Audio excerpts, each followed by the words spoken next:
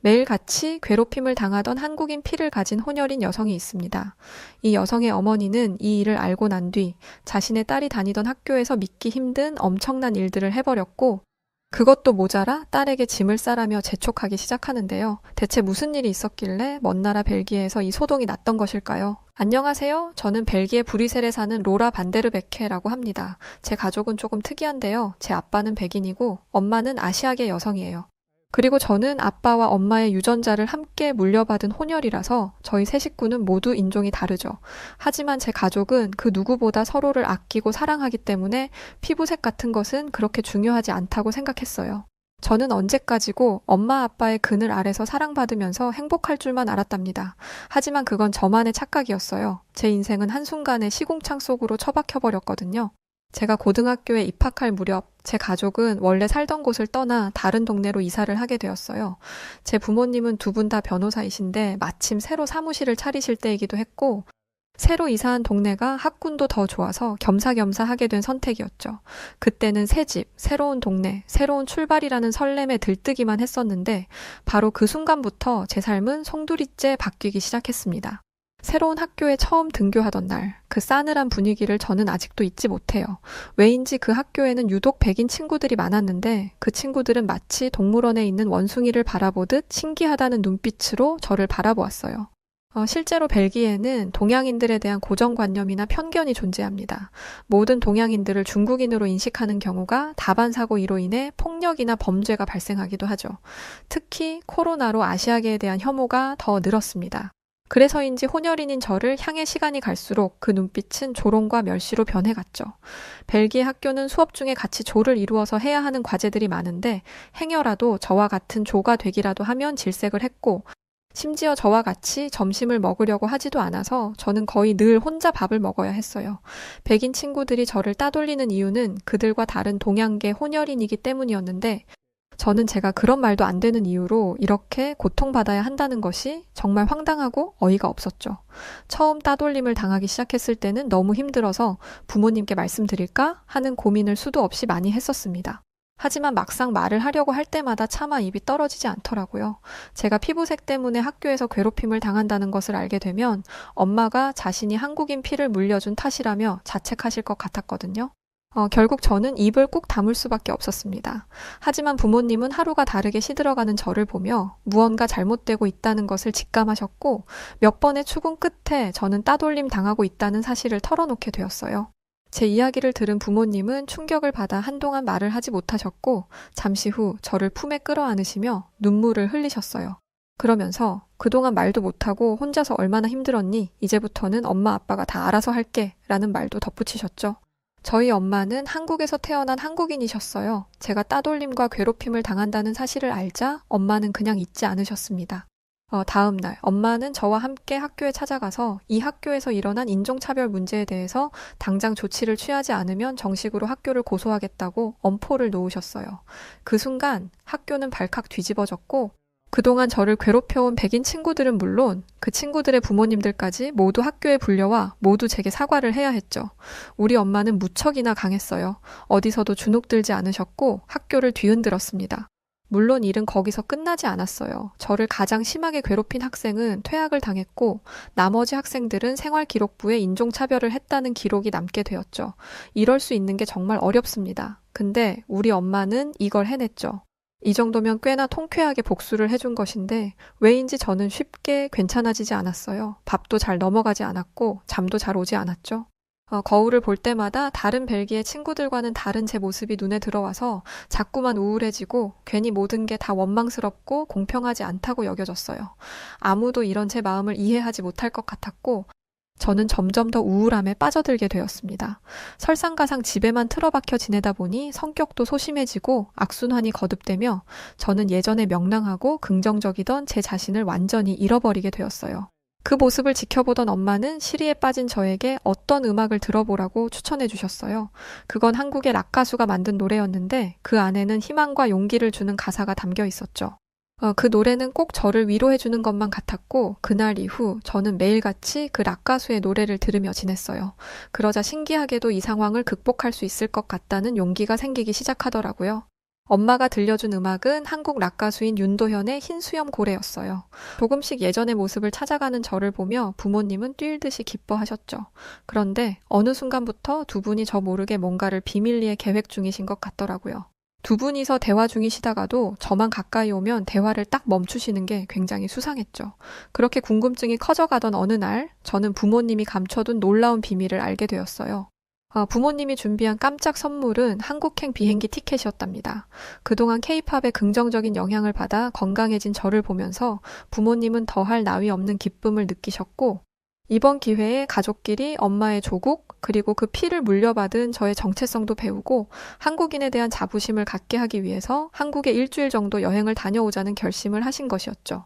한국에 가서 역사도 배우고 문화도 경험하고 쇼핑도 하고 맛있는 음식도 배불리 먹고 한국의 좋은 기운도 듬뿍 받아오자.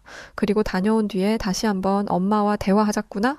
부모님은 그렇게 말씀하시며 미소를 지어 보이셨어요. 아마 제가 한국 여행 계획을 들으면 분명 좋아할 거라고 생각하셨겠죠.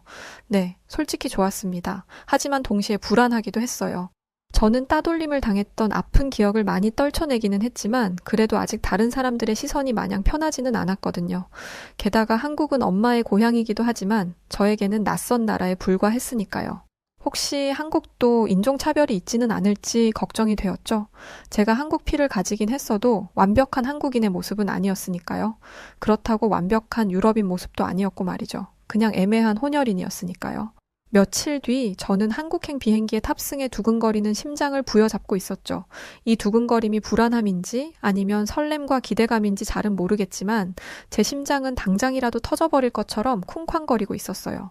제 옆에 앉은 부모님은 그런 저의 손을 잡아주시고는 괜찮다면서 웃어주셨는데 사실 저희 엄마는 한국에서 고아였다고 하셨어요. 아주 어릴 때 이곳 벨기에로 입양되어 한국에 연고가 없으셨습니다. 하지만 엄마는 그런 한국을 자신의 자랑스러운 조국이라며 늘 한국을 사랑하셨어요. 가족은 없지만 한국이란 나라 자체가 자신의 부모, 엄마와 아빠라며 늘 한국을 가슴에 품고 사셨죠. 저는 도착까지 남은 시간을 가늠해보고는 귀에 이어폰을 꽂고 케이팝을 듣기 시작했어요. 그러면서 내가 좋아하는 이 음악처럼 엄마의 마음처럼 한국이란 나라가 내 마음에 들기를 바랬답니다. 그리고 잠시 후 저는 제 기대만큼 훌륭한, 아니 기대보다 훨씬 좋은 한국을 만나게 되었죠. 우선 인천공항은 여태까지 제가 가본 공항 중에서 제일 고급스럽고 세련된 스타일을 갖고 있었어요. 스타일이라는 게 무조건 화려하고 제일 좋은 설비를 들여놨다고 해서 뛰어나다는 평가를 들을 수 있는 것이 아닌데 인천공항은 심플하면서도 화려하고 현대적이면서도 한국적인 분위기를 뿜어내더라고요. 그리고 멋진 공항만큼이나 지나다니는 한국 사람들도 다들 외적으로 깔끔하고 잘 갖춰진 모습이었죠. 그런데 한국 사람들은 외적으로만 뛰어난 것이 아니라 내면도 훌륭했답니다. 저희 가족이 캐리어를 찾으려던 때였어요. 엄마도 벨기에로 입양된 이후로 한 번도 한국을 가보지 않으셨어서 거의 처음이나 다름없었죠. 캐리어를 찾을 때 빠릿빠릿하게 움직이지 못하고 버벅거렸는데 한국인들은 누구 하나 저희를 짜증스러워하지 않았고 심지어 어떤 한국인은 능숙한 영어로 말을 걸며 저희 가족이 쉽게 캐리어를 찾을 수 있도록 도와주기까지 하더라고요. 그때 한국인들은 친절함이 몸에 배어 있구나 라는 것을 느낄 수 있는 순간이었죠. 그리고 그나마 다행이었던 건 저희 엄마가 어릴 적에 벨기에로 왔지만 틈틈이 집에서 한국어를 공부하셨기에 아주 어설프게나마 한국말을 조금 할 줄 아셨다는 거예요. 그렇게 좋은 첫인상은 뒤로 하고 저희 가족은 호텔로 가기 위해 공항버스에 올라탔답니다. 인천공항에서 서울로 달려가며 창밖으로 서서히 도시의 풍경이 펼쳐지기 시작하는데 그 경치가 너무 아름다웠어요. 저는 그동안 한국 음악을 들으며 뮤직비디오도 많이 봤는데 그 영상 속에 나온 풍경을 직접 내 눈으로 보고 있다고 생각하니 꼭 내가 뮤직비디오에 나오는 주인공이 된 것 같기도 하고 꿈을 꾸고 있는 기분 같기도 했죠. 아직 본격적인 여행은 시작도 하지 않았는데 그냥 한국의 경치를 보는 것만으로 저는 힐링이 되는 것 같았어요. 어쩐지 한국에 단단히 홀려버린 것 같은 기분이었는데 사실 이건 시작에 불과했죠. 다음날 아침 직접 부딪히며 보다 실감나게 한국을 겪기 시작하자 한국은 더 많은 매력을 보여주었어요. 무엇보다 한국은 여행하기에 정말 편리했습니다. 우선 대중교통 시스템이 혁명적으로 좋았는데 주요 거점마다 버스 정류장이나 지하철역이 있는 것은 물론 버스 정류장에는 버스가 이동하는 방향을 나타내는 화살표 스티커도 붙어 있어서 버스에 탑승할 때 헷갈리지 않더라고요. 사실 벨기에는 지역마다 버스 회사가 모두 달라서 지역을 옮길 때마다 티켓을 관리하는 것으로 구매해야 한국에서는 다이렉트로 가능한 환승도 할 수 있어요. 이게 생각보다 굉장히 불편한 일인데 한국은 달랐죠. 게다가 대중교통 앱을 이용하면 다음 버스가 언제 도착하는지 버스의 이동 경로와 현재 위치를 정확하게 알 수 있어서 굉장히 편리했어요. 벨기에는 대중교통 시스템이 잘 되어 있지 않아서 차가 없으면 생활하기가 매우 불편하거든요. 그런데 한국은 대중교통 시스템이 거의 완벽에 가깝게 갖춰져 있어서 차를 살 필요가 없겠더라고요. 그때 옆에 계시던 아빠가 한마디 던지더군요. 한국 사람들 진짜 부럽네. 벨기에 대중교통이 한국 정도만 되면 당장 차 팔고 대중교통 이용할 텐데, 아, 나도 한국에서 살고 싶다. 그렇게 푸념을 늘어놓는 아빠를 보며 엄마와 저는 웃음을 터뜨렸죠. 그때 충격적인 장면이 저희 가족의 눈에 들어왔습니다. 저희는 명동의 케이팝 굿즈샵에 가기 위해 버스에 탑승해 있었는데 어떤 정류장에 백발의 노인분께서 버스에 탑승하자 한 젊은 사람이 1초의 망설임도 없이 자기가 앉아있던 자리를 양보하는 게 아니겠어요? 일면식도 없는 사이일 텐데 그 젊은 사람은 노인분을 배려하는 것을 당연하게 여기는 것처럼 보였어요.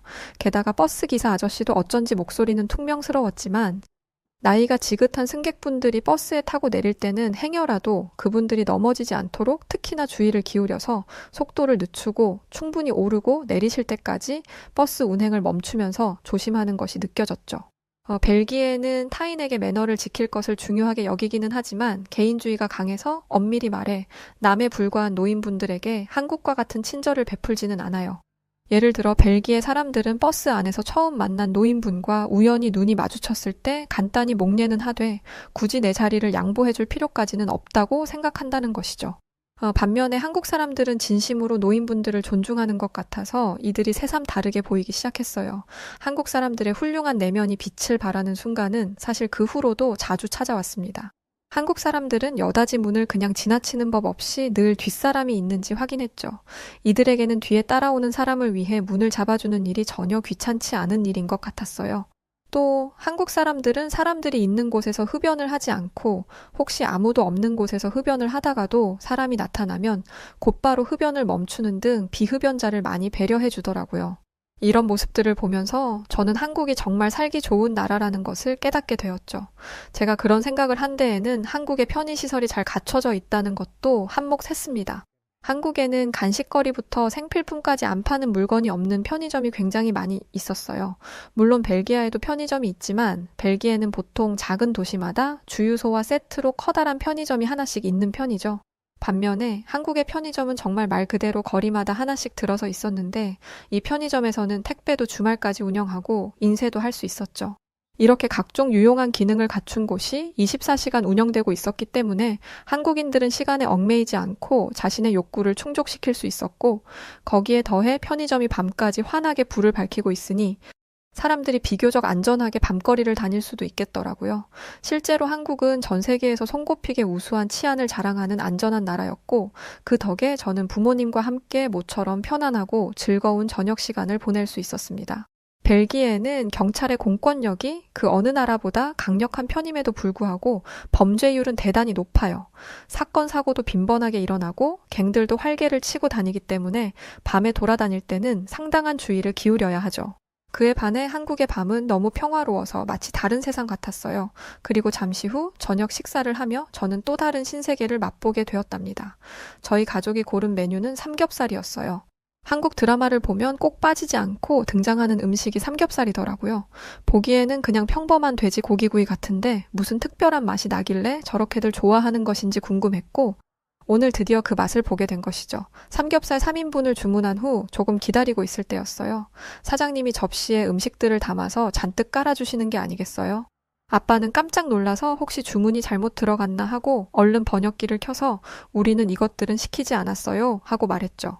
그러자 옆에 있던 엄마가 재미있다는 듯 웃으시더니 이건 기본 반찬이라며 괜찮다고 했죠. 아빠도 그렇고 저도 그렇고 이 많은 음식들이 전부 공짜라는 말에 기절할 정도로 놀라서 그게 정말이냐고 엄마에게 몇 번이나 되물었죠. 그때 그걸 지켜보시던 사장님은 더 충격적인 말을 하시더군요. 능숙하게 영어를 하시면서 글쎄 부족하면 얼마든지 더 가져다 먹으세요. 무한 리필입니다. 하시는 거예요. 그 말을 들은 엄마도 무한 리필은 자신도 처음이라며 정말 놀라워하셨어요. 이어서 삼겹살이 나왔고 사장님은 낯선 외국인들인 저희를 위해서 직접 삼겹살을 구워주셨어요. 지글지글 침샘을 자극하는 소리와 함께 삼겹살이 익어가며 고소한 냄새가 풍기기 시작하더라고요. 이내 노릇하게 삼겹살이 익었고 저는 드디어 삼겹살을 맛볼 수 있었죠. 한껏 기대하며 삼겹살은 입에 넣는 순간 저는 그 특유의 풍미와 바삭함에 반하지 않을 수 없었어요. 삼겹살의 기름기를 쌈장이라는 매콤한 소스가 깔끔하게 잡아주며 완벽한 맛의 조화를 이루었고 이건 정말 아무리 먹어도 절대 질리지 않을 것 같았죠.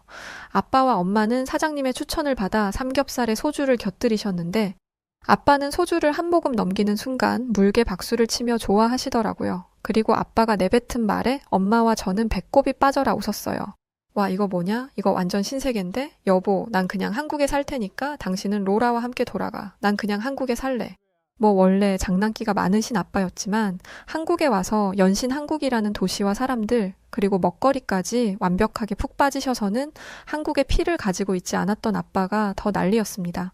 엄마도 소주가 삼겹살과 정말 잘 어울리는 것 같다며 저에게 나중에 어른이 되면 꼭 이 조합으로 먹어봐라고 하셨어요. 그 순간 저는 어서 빨리 어른이 되고 싶었답니다. 하지만 우선은 냉면과 삼겹살을 함께 먹는 것으로 만족해야 했죠. 저는 냉면과 삼겹살을 같이 먹으면 맛있다는 것을 엄마 때문에 인터넷에서 보고 알았고 그대로 따라 해보기로 했습니다. 그리고 결과는 대성공이었어요. 냉면의 시원함과 삼겹살의 짭조름함이 만나니 환상 그 자체더라고요. 진짜 너무 맛있어서 저는 쉬지 않고 삼겹살을 먹었답니다. 상추에 싸서 먹어도 맛있고 소금에 찍어 먹어도 맛있고 밥과 함께 먹어도 맛있었어요. 대체 왜 그렇게 한국 드라마에서 삼겹살이 많이 나왔던 것인지 제대로 이해가 되는 순간이었죠. 그렇게 완벽한 저녁 식사를 마치자 시간은 어느새 9시가 다 되어가고 있었어요. 그제서야 불현듯 저는 아직 한 군데 더 들를 곳이 남아있다는 것을 깨달았죠. 저는 한국에 오기 전부터 올리브영에서 제가 좋아하는 보이그룹이 광고하는 화장품을 사고 싶었거든요. 그래서 저는 올리브영이 문 닫기 전에 재빨리 달려가기로 했죠. 그렇게 도착한 올리브영에는 제가 사려고 했던 화장품 외에도 합리적인 가격에 질 좋은 제품들을 많이 팔고 있었고 저는 황홀한 기분으로 쇼핑을 하기 시작했어요. 한국 사람들은 피부가 좋기로 유명하고 그게 다 한국 화장품 덕분이라는 소문이 있어서 요즘 벨기에에서도 한국 화장품이 인기가 아주 많거든요. 그래서 저뿐만 아니라 엄마도 한국 화장품은 미백과 주름에 좋기로 유명하다고 들었다며 신나서 여기저기 구경하셨고 그렇게 시간 가는 줄도 모르고 정신없이 쇼핑을 하다 보니 어느새 제 양손에는 빵빵하게 차오른 쇼핑백이 들려 있었죠.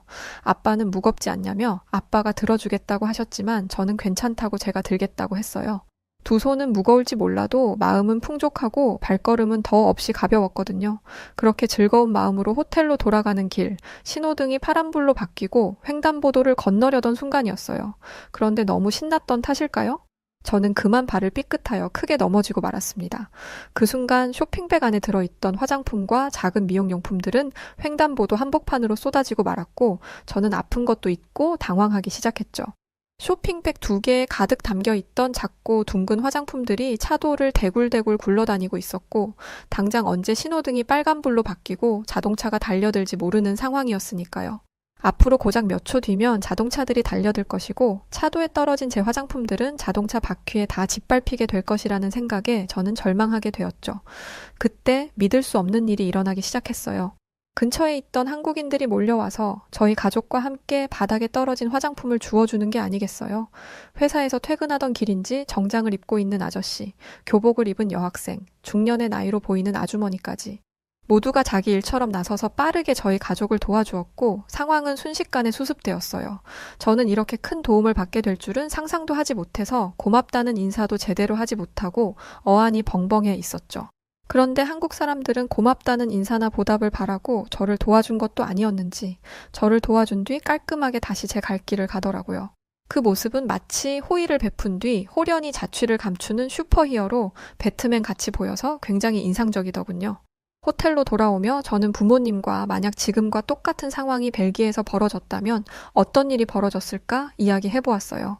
아마 벨기에 사람들 중 30% 정도는 저희를 도와줄 것이고 또 30% 정도는 저희를 무시하고 지나갈 것이고 나머지는 제가 떨어뜨린 물건을 훔쳐갈 것 같다는 것이 저희의 결론이었죠. 그런 이야기를 하고 있으니 방금 있었던 일이 얼마나 대단하고 감사한 일인지 제가 얼마나 큰 도움을 받은 것인지 새삼 다시 생각해보게 되더군요. 그러면서 저는 이렇게 좋은 사람들로 가득한 한국에 머무는 동안에는 나쁜 일은 하나도 생기지 않을 거라고 확신했어요. 그리고 바로 다음 날 제 믿음은 산산조각나고 말았죠.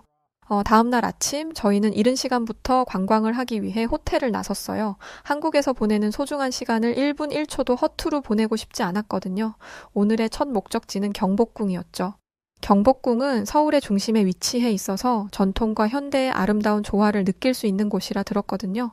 잠시 후 경복궁에 도착해보니 과연 듣던 대로 경복궁은 우아한 아름다움을 뽐내고 있었어요. 저희 가족은 경복궁 입구에서 경복궁이 뿜어내는 위용에 잠시 넋을 빼고 있다가 이왕 여기까지 왔는데 근처에 있는 한복 대여점에 가서 한복을 빌려 입고 제대로 경복궁을 즐겨보기로 했어요. 한복은 하나같이 고운 색깔에 편안하면서도 우아하고 맵시 있는 디자인을 갖추고 있어서 어떤 조합을 해도 다 특색 있게 예뻤어요. 옛날부터 한국 사람들은 이렇게 예쁜 옷을 입고 살아서 요즘도 그렇게 패션 센스가 있는 거구나 싶었죠. 한복의 날렵한 버선코는 한옥의 기와와 그 생김새가 꼭 닮았고 한복 치마의 둥그런 모양은 담장 밑에 놓인 항아리와 닮았고 무엇보다 보고 있으면 눈이 편안한 조화로운 색감과 고상한 아름다움은 연못, 정원, 건축물이 한 폭의 그림처럼 공존하고 있는 경복궁과 너무나도 닮아 있었어요. 그런 생각을 하며 걷다 보니 어느새 왕이 신하들과 회의를 하던 장소인 근정전 앞에 다다랐고 저희는 기념으로 가족 사진을 찍기로 했답니다. 저는 마침 지나가던 여성분에게 휴대폰을 내밀며 저희 사진을 한 장 찍어달라고 부탁했죠. 그런데 여성분은 약간 차가운 듯한 표정을 지으면서 알겠다며 제 휴대폰을 받아가셨고 저는 혹시 바쁜 분을 붙잡고 괜한 부탁을 했나 싶어서 마음이 좋지 않았어요. 그런데 반전이 일어나기 시작했습니다.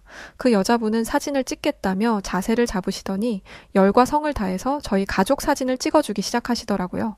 제 생각에는 이만하면 충분할 것 같은데 그 여자분은 한 번만 다시 찍자며 계속해서 셔터를 누르셨죠. 결국 저희 가족은 여러 번 포즈를 바꿔가며 수십 장의 사진을 찍어야 했고 촬영이 끝난 뒤 결과물을 확인했을 때 기절할 정도로 놀라게 되었답니다.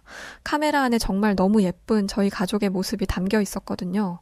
사진을 보며 저희 가족이 기뻐하자 그 여자분은 만족해하시며 떠나시더라고요. 아니 그냥 지나던 한국인 여성분께 부탁한 건데 저희 가족은 무슨 사진 작가분이신 줄 알았습니다. 어쩌면 사진을 그렇게 잘 찍는지 말이죠. 경복궁에서 좋은 시간을 보내고 다시 식사를 해야 하는 시간, 어제 먹었던 삼겹살의 감동을 아직 잊을 수 없다는 결론을 내렸고 다시 한번 그 삼겹살집에 가기로 했답니다. 그리고 바로 그곳에서 생각지도 못한 사건이 터졌어요. 물론 처음에는 모든 것이 순조로웠죠. 저희를 알아본 사장님은 친절하게 저희를 맞아주셨고 저희는 기분 좋게 가게 안으로 들어갔어요. 안쪽에 자리를 잡은 뒤 저희는 어제 먹었던 대로 삼겹살 3인분을 주문하고 즐거운 마음으로 기다렸죠. 잠시 후 부모님은 음식이 나오기 전에 얼른 화장실에 다녀온다고 하셨고 그렇게 저는 혼자 자리에 앉아 있었어요.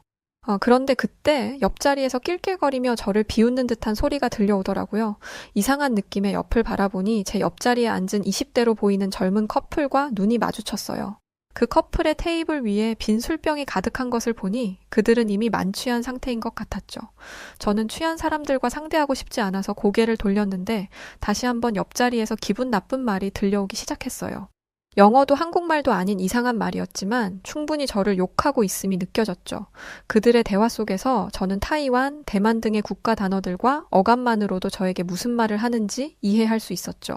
저는 여태까지 한국에서 좋은 사람들만 만났고 좋은 일들만 겪으면서 행복한 추억들을 쌓아오고 있었는데 그 순간 갑자기 그 모든 것들이 모래성처럼 다 무너지는 느낌이 들었고 엄청난 수치심에 얼굴이 다 화끈거렸어요. 그리고 바로 그때 갑자기 사장님이 나타났습니다. 그러더니 그 못된 커플들과 저 사이에 서시고는 이렇게 소리치기 시작했습니다. 왜 옆자리에 있는 손님에게 그런 무례한 말을 하고 그래요. 당장 이 가게에서 나가요. 술도 잔뜩 취해서는 정말. 이래서 중국인들은 받지 말았어야 했는데 라는 말이었죠. 사실 저는 사장님이 뭐라고 하시는 것인지 정확하게 다 알아들을 수는 없었지만 차이나라는 말은 알아들었기에 지금 사장님이 나를 도와주고 계신다는 것을 알 수 있었죠. 그때 소란이 일어난 것을 안 부모님께서 깜짝 놀라 달려오셨고 사장님과 커플들을 떨어뜨려 놓으며 일단 소동은 진정되었어요. 하지만 그것도 잠시 그 커플은 자신들이 잘못한 것은 생각하지도 않고 당장 경찰에 신고하겠다며 큰 소리를 치기 시작했죠.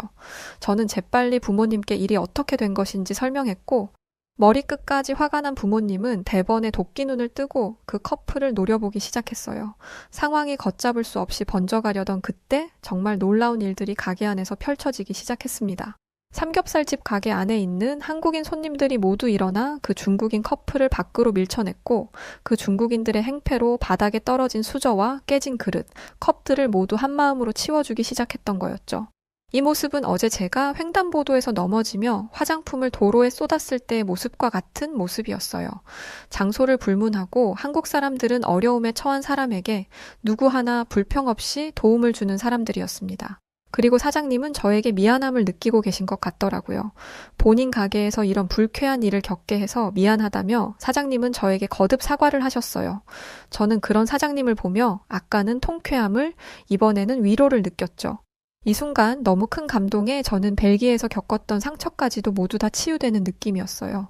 어쩌면 선물 같은 이 순간을 위해 나는 그 고통을 감내하고 한국에까지 오게 되었는지 모르겠다는 생각도 들었고요.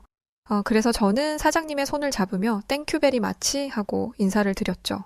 서로 사용하는 언어가 달라서 깊은 대화를 나눌 수는 없었지만 그래도 진심은 통한 것 같았어요. 그 사건 이후 저는 남은 일정 동안 한국에서 최선을 다해 즐거운 추억을 만들었어요. 이곳에서 만든 추억으로 한국의 피를 가진 제가 얼마나 복받은 사람이고 멋진 나라의 피를 가진 사람인지 느꼈고 벨기에에서도 더욱더 단단한 사람이 되어 언젠가 저에게 또 힘든 시간이 찾아온다고 해도 슬기롭게 이겨낼 수 있을 것만 같았습니다. 엄마와 아빠가 왜 나에게 한국행 여행을 제안하게 되었던 건지도 알 수 있었습니다. 한국 여행을 마치는 마지막 날 밤, 저는 잠들기 전에 엄마가 저에게 들려주었던 윤도현의 흰수염 고래를 다시 들으며 잠에 들었어요. 노래 가사에서처럼 언젠가 흰수염 고래처럼 헤엄쳐 두려움 없이 이 넓은 세상 살아갈 수 있길, 그런 사람이길, 이 가사가 전하는 메시지에 가슴이 뭉클했습니다. 벨기에에 돌아가서도 한국의 피를 가진 저였기에 한국인들처럼 당당하게 두려움 없이 살아가도록 한국인의 피를 가진 스스로를 자랑스럽게 여기며 최선을 다해 살아가기로 마음먹었습니다. 이제는 혼혈이님이 창피하지 않습니다. 그리고 저희 엄마가 이 멋진 한국인인 게 너무나 자랑스럽습니다. 그걸 제가 직접 두 눈으로 증명할 수 있게 해주셔서 정말 감사합니다. 네, 오늘 사연은 여기까지인데요. 정말 인종차별은 사회적인 문제 같아요. 특히나 이탈리아나 사연 속 벨기에와 같은 유럽 국가들에게서 아직도 보이는 모습이라고 하는데 빨리 이런 차별 문화가 사라졌으면 하는 마음이네요. 여하튼 엄마의 고향 한국에 와서 한국인의 자부심을 가지고 벨기에로 돌아가셨다니까 정말 기쁘고요. 앞으로는 주눅 들지 마시고 당당하게 멋진 삶 사시길 응원합니다. 자, 그럼 오늘 사연 어떻게 들으셨어요? 사연이 재밌으셨다면 구독, 좋아요, 알림 설정 부탁드리고요. 사연을 읽어드렸던 저는 여우튜브 송은지였습니다. 더 재미있는 사연으로 찾아뵐게요. 영상 끝까지 봐주셔서 대단히 고맙습니다. 그리고 우리 구독자분들 사랑합니다. 감사합니다. 당신만의 유튜브